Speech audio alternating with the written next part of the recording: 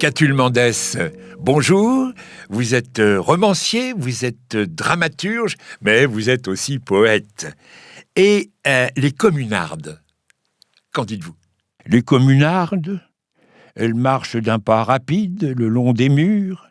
Elles sont pauvrement vêtues. Ce sont en général des femmes de 40 à 50 ans, le front ceint d'un serre-tête à carreaux rouges que dépassent des mèches de cheveux sales. La face est rougeâtre, l'œil cligne. Si la rue est solitaire, elles s'arrêtent, consultant un chiffon de papier qu'elles ont dans la main, s'arrêtent un instant devant un soupirail de cave.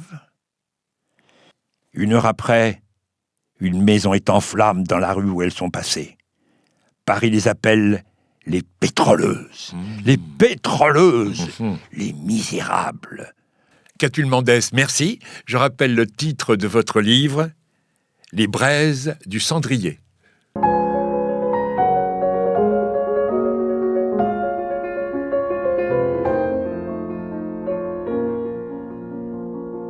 Arthur de Gobineau, bonjour, je devrais dire comte de Gobineau. Vous êtes diplomate, vous êtes écrivain, vous êtes homme politique, vous êtes l'auteur de l'essai sur l'inégalité des races, et c'est vous qui, le premier, avez avancé l'hypothèse de la supériorité de la race aryenne. Pour vous, monsieur le comte, la commune, c'est quoi? Contempler ces multitudes qui grouillent et s'amassent. Vous reconnaîtrez la barbarie toute pleine, une sauvagerie louche, maussade, hargneuse, laide, et qui tuera tout et ne créera rien.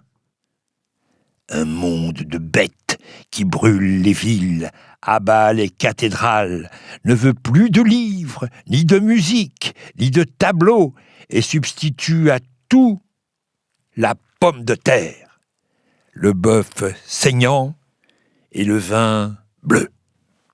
Merci, monsieur le comte. Donc, je rappelle le titre de votre livre, « Essai sur l'inégalité des races humaines ».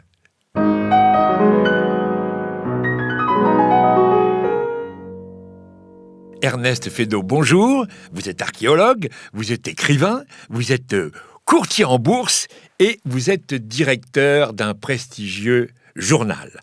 Alors, vous devez avoir un avis sur les ouvriers.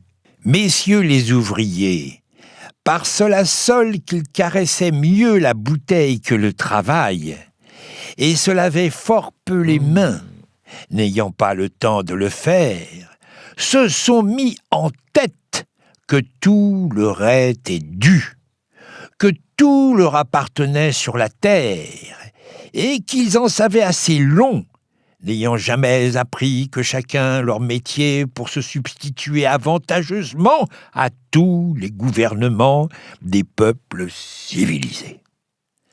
Grâce à ces merveilleuses théories révolutionnaires, liberté, égalité, fraternité, il est avéré que l'expérience, le travail, la science, la réflexion, la méditation ne sont rien, ne servent à rien, qu'il suffit d'être grossier, mal élevé, de puer la crasse et le tabac et d'avoir en toute occasion l'injure et la pipe à la bouche pour être considéré comme un être supérieur. Ce n'est même plus la barbarie qui nous menace, ce n'est même plus la sauvagerie qui nous envahit, c'est la bestialité pure et simple. Ernest Feydeau, merci. Je rappelle le titre de votre livre, Fanny, c'est Madame Bovary, mais en plus cochon.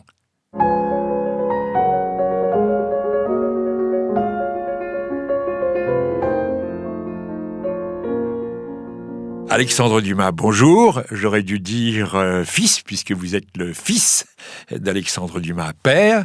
Et vous vouliez nous parler de Gustave Courbet. Je me demande de quel accouplement fabuleux d'une limace et d'un paon De quelle antithèse génésiaque, de quel suintement sébassé peut avoir été générée, par exemple, cette chose qu'on appelle Monsieur Gustave Courbet? Sous quelle cloche, à l'aide de quel fumier, par suite de quelle mixture de vin, de bière, de mucus corrosif et d'œdème flatulent a pu pousser cette courge sonore, cette incarnation du moi imbécile et impuissant? Merci Alexandre Dumas. Fils, je rappelle le titre de votre livre, La Dame aux camélias.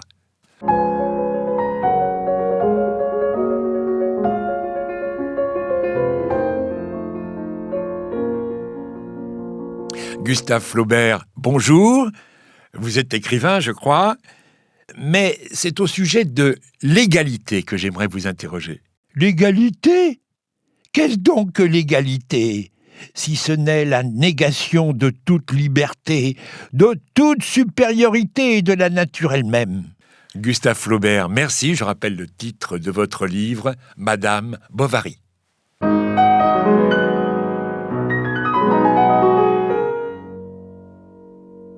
George Sand, bonjour. Pour vous, George Sand, la démocratie, c'est quoi, en bref? La démocratie n'est ni plus haut, ni plus bas après cette crise de vomissement. Ce sont les Saturnales de la folie. George Sand, je vous remercie et je rappelle le titre de votre livre, La mare au diable.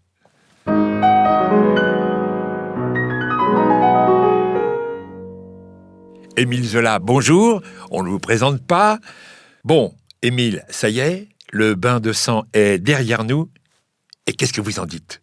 Le bain de sang que le peuple de Paris vient de prendre était peut-être d'une horrible nécessité pour calmer certaines de ses fièvres. Vous le verrez maintenant grandir en sagesse et en splendeur. Je rappelle le titre de votre livre, œuvre complète, La Pléiade.